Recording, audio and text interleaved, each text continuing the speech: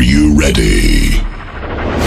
আসসালামু আলাইকুম, আশা করি আপনারা সবাই ভালো আছেন। আমিও আলহামদুলিল্লাহ ভালো আছি। আজ আমরা যাব বরিশালের কাচ্চি ডাইনে। তাই দেরি না করে একটা রিক্সা নিয়ে সোজা চলে গেলাম বরিশাল সদর রোডে দিয়া গির্জা মহল্লা। ওখানেই অবস্থান করছে বরিশাল কাচ্চি ডাইন।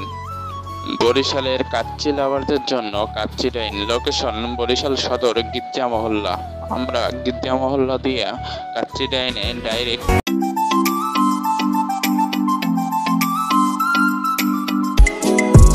অর্ডার দিয়ে দিলাম গাইস।